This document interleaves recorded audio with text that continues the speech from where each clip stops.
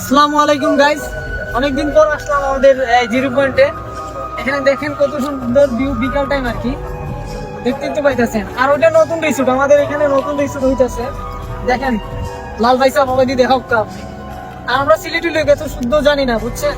আর ওইদিকে দেখেন আমাদের জাফলং গাঙ্গের অবস্থা দেখছেন, জিরো পয়েন্ট ওইদিকে, আর এটা জাফলং গাঙ্গ আর কি, ওইদিকে পিয়াই নদী, পিয়াই নদী বলে।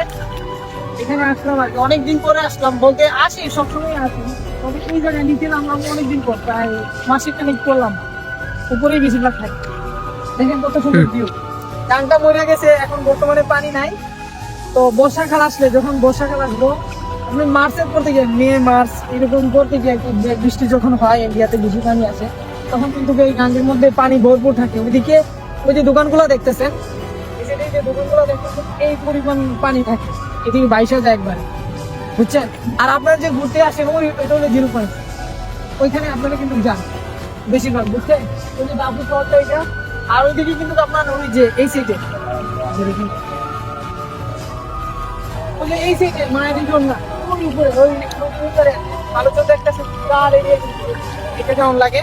ওখান থেকে আবার নৌকা দিয়ে আপনারা নিয়ে যান, নিয়ে যাওয়ার পর ওখান থেকে আরেকটা নৌকা নেয়, নিয়ে যায় ওইদিকে। যাওয়ার ফলে এটা খাসিয়া পল্লী, এগুলা খাসিয়া পল্লী আছে, এর ভিতরে ওই সাইডে আবার চা বাগান। আপনারা দেখতেছেন কিনা জানি না আমি, ওই যে দূর দেখা গেছে ওটা কিন্তু চা বাগান, এখানে নিয়ে যায় অটো দিয়ে পর্যটকরা। আর এখানে অনেক পরিমাণের মানুষ আসে, অনেক জেলা থেকে, অনেক জায়গা থেকে আসে, ঢাকা থেকে অনেক জায়গা থেকে আসে লোক দেখার জন্য, এই জাফলং আর জিরো পয়েন্ট দেখার জন্য। তো আপনারাও যদি আসেন, ইনশাল্লাহ দেখবেন আমাদের জাফলংটা কেমন।